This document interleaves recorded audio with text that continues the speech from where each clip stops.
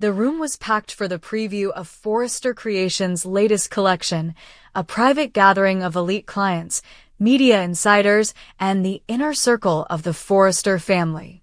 The models walked with precision, the lights were flawless, and Eric Forrester stood at the center of it all, radiating quiet command as he had for decades.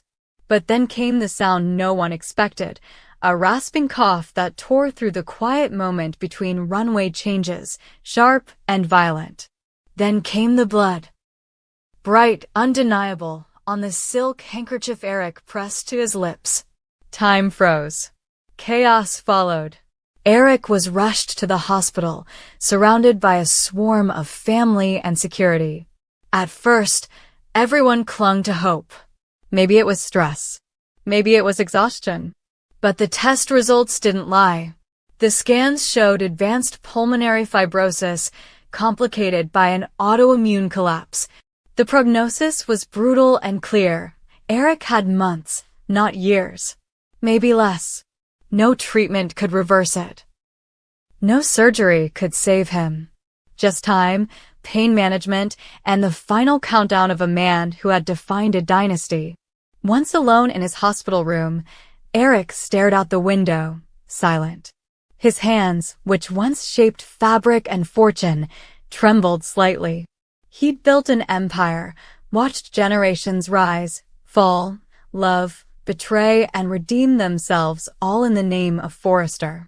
Now he was faced with the only design he hadn't completed, his legacy. Not the clothes, not the company, but the people. The power. Who would take the throne when he was gone? He called for Carter, his trusted lawyer. Within 24 hours, a new will was drafted in secret. It didn't just divide assets. It outlined a shift in the company's future, a divided structure of influence, split among those he believed could and should carry the torch. Ridge, Thorne, Steffi, Hope. And in a surprise twist that would send shockwaves through every corridor of Forrester, Nick Marone. The ink had barely dried before the whispers started. Someone leaked the draft. No one confessed. But once the information spread, the family erupted. Ridge was furious. He had always believed, assumed, he would inherit everything. The business, the legacy, the right to reshape the future in his image. He had sacrificed, bled, lost love, lost time, all for Forrester. But now he was just one vote in a power block? Unacceptable. Thorne returned from Europe the next morning. He hadn't even been in LA for the collection preview, but the news of Eric's health and the will pulled him back like gravity. He had been overlooked for years, cast in Ridge's shadow. But now, with Eric fading, Thorne saw his chance. No more compromise. No more second place. Steffi saw an opportunity. Already running the European division with ruthless efficiency, she moved quickly. She met with lawyers, PR heads. She rallied her allies inside the company. She wanted to secure her stake. Not just for herself, but for her children. For Hayes. For the continuation of the Forrester name through her line. Hope, too, found herself drawn into the fray. At first hesitant, unsure of her standing in a company that bore another family's name, she realized Eric had included her for a reason. Her brand, Hope for the Future, had become one of the few bright lights in a turbulent fashion market. She had earned her place, and now she would defend it. But no inclusion shocked the Forresters more than Nick Marone. The long-estranged son of Jackie, former rival, former lover to Brooke and past co-CEO of Forrester when things were at their most chaotic. Nick had been gone for years, sailing around the world, removed from the drama. But now, with one clause in Eric's will, he was back. And he wasn't here to play nice. The fight began in boardrooms and spilled into bedrooms, onto headlines, into whispered conversations at Café Russe, and behind closed doors at the Forrester mansion. Ridge accused Nick of manipulating Eric in his weakened state. Thorne accused Ridge of entitlement. Steffi held meetings behind Ridge's back. Hope sought alliances, playing on her image as the heart of the company. Eric watched it all unfold from his hospital bed, both amused and heartbroken. This was the cost of legacy. Every name on that wall had loved him, hated him, wanted his approval, and now they wanted his empire. The first battle came over the creative director role. Ridge had held it for years, but Steffi argued the role should rotate, allowing for innovation and equality among stakeholders. Thorne countered that Ridge's recent designs lacked originality and fresh vision. Hope lobbied for Thomas to take the reins again, if only temporarily, citing his recent redemption arc and design genius. Nick did something no one expected. He stayed silent. At least publicly. Privately, he began buying up small, controlling interests in Forrester subsidiaries. He met with old investors, rekindled his alliance with Donna Logan, and began building a quiet foundation of influence. He didn't need flash. He needed leverage. Brooke, caught in the middle as usual, tried to mediate but ended up fueling the fire. Her loyalties were split. Ridge was her eternal love, but Hope was her daughter. And Nick? Well, Nick was a memory that never truly left her. Her influence, once unquestioned, now fractured. Eric returned home under hospice care. He called each heir in one by one. To Ridge, he offered honesty. You were always the heart of Forrester, but sometimes the heart can't beat alone. To Thorne, you've waited your whole life for the light. I hope you use it wisely. To Steffi, your ambition is your gift, and your flaw. Don't let it consume you.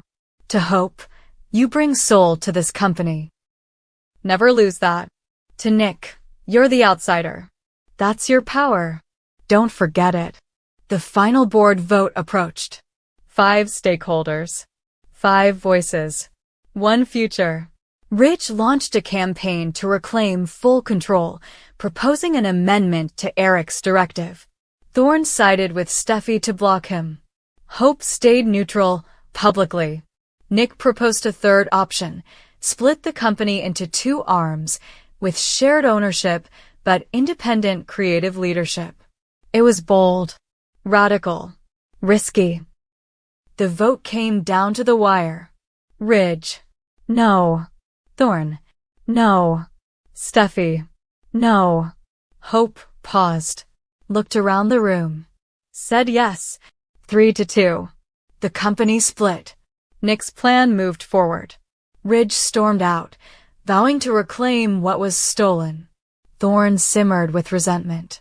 Steffi, calculating as ever, shifted her strategy, focusing on dominance in Europe. Hope found herself aligned with Nick, an unlikely alliance, but effective. And Eric, watching from afar, nodded. His empire had fractured. But perhaps, in that fracture, it would survive. Because legacy wasn't just about control. It was about forcing the next generation to earn it. In the shadows, other threats stirred. Bill Spencer smelled blood in the water. Thomas began drafting designs no one understood. Dark, brilliant, unstable. Katie asked questions no one wanted to answer. And Donna, still at Eric's side, wondered if love was enough to keep him alive just a little longer. But time was running out. The final days of Eric Forrester's reign weren't peaceful. They were a war of inheritance, identity, and ambition. But they were his. And in the end, that was what he had always wanted, to matter, to provoke, to pass on something more than silk and thread, to pass on fire. The news came quietly. No dramatic moment, no last-minute miracle. Just a soft beeping that slowed, then stopped, in the quiet bedroom of the Forrester estate. Donna was holding his hand. Eric Forrester, the architect of fashion, the patriarch of a dynasty, the man who ruled his world with a sketchpad and a stare, was gone. Word spread fast. Ridge was the first to arrive, stunned into silence. Thorn came next, face tight, refusing to cry. Steffi collapsed into her mother's arms. Hope stood alone, unable to speak. Nick lit a cigar on the balcony, silent. The loss wasn't just a man. It was the end of an era. But the final blow, the real explosion, came days later. Eric's final will was revealed. Not the one the family fought over, not the one that split Forrester into fragments. No. This one had been signed, notarized, and locked away, delivered posthumously by Carter, following Eric's explicit instructions. He had written it himself. And it changed everything. Eric Forrester left the majority of his personal estate, not the business, but the empire he built, mansions, art, cash reserves, shares, private accounts, and the Forrester name itself. To Luna, his daughter. Gasps erupted in the room. Ridge stood, white-faced. "What the hell is this?" he demanded. Carter said nothing, just handed over the papers. Legal. Clear. Final. Luna. The woman many had dismissed. The outsider. The scandal. The one they had blamed for chaos, for pain, for nearly destroying the family with a single bullet. The same Luna who had spent years in the shadows, unacknowledged. The truth had been buried deep, protected by Eric for decades. But now it was out. Eric had fathered Luna in a long-hidden affair, years ago, kept secret to avoid scandal. Only a few had known Stephanie, who had kept the secret out of spite, and Eric himself, who carried the guilt until the very end. Luna had never demanded recognition. She never needed the name. But Eric had given it to her anyway. Quietly, legally, and now, publicly. Ridge lost it. He gave her the legacy? She nearly killed Steffi. She shot Liam. She's not even a Forrester. She is, Carter said. By blood, and by Eric's word. The estate wasn't just about wealth. It was about power. Control of key family trusts. Voting rights on the board. The symbolic weight of the Forrester patriarch's blessing. With Luna's inheritance, she now held leverage no one could have imagined. Steffi's eyes burned with betrayal. Thorn sat down, speechless. Hope blinked back shock, trying to calculate what this meant. Nick, watching from the side, let out a low whistle. Well, he muttered. Didn't see that coming. Luna herself was silent. When asked for comment, she only said one thing. He did what he thought was right. But the fallout was nuclear. Ridge called for the will to be contested. He accused Luna of manipulation, coercion, deception. He launched a legal attack, hiring investigators, digging into every record, every document, every doctor who had treated Eric in his final days. He argued diminished capacity, emotional blackmail. Thorn joined him. So did Steffi. Even Brooke questioned the move, calling it a disgrace to the family. But the will held. Ironclad.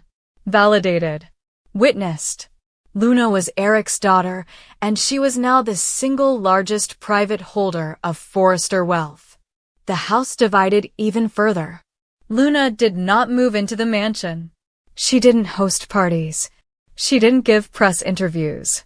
Instead, she quietly hired a new legal team, took meetings with board members, and started reshaping her role in the company. She appointed her son to a junior executive position under watchful supervision. She donated part of her inheritance to charity in Eric's name, calming some of the public outrage. But inside the family, things were burning. Ridge stopped speaking to Donna. He accused her of conspiring with Eric. Thorn threatened to resign from Forrester altogether. Steffi doubled down in Europe, trying to build an empire of her own without the tainted influence of Luna. Hope became the quiet diplomat, the only one who tried to maintain ties with everyone. She didn't trust Luna, Not completely, but she saw the writing on the wall. Luna wasn't leaving. And she wasn't backing down. Nick, as always, stayed close to the storm without getting soaked. He offered Luna advice. Old school, ruthless advice. They'll never love you, he said. So stop trying. Beat them at their own game. Luna took that advice. She launched a new division. Forrester Legacy focused on honoring Eric's original designs, archiving unreleased pieces, expanding internationally under her creative direction. It was a direct challenge to Ridge and Steffi. And it worked. Sales surged. Media praised her. Investors took notice. But then came the final twist. Eric's private journals were discovered, personal notes, letters, sketches. And within them, an entry, "Luna is my redemption. The daughter I failed. The only one who doesn't want the crown and therefore deserves it most." It shattered what was left of Ridge. For a man who had spent his life trying to win his father's approval, these words were the final blow. He withdrew from the company, stopped designing, vanished into a self-imposed exile in Big Bear, unreachable, angry, and grieving. The family splintered. The name Forrester now belonged as much to Luna as to any of them. And no amount of rage, lawsuits, or denial could erase the fact that Eric Forrester, legend, creator, father, chose her. Not because she was perfect, but because she was his.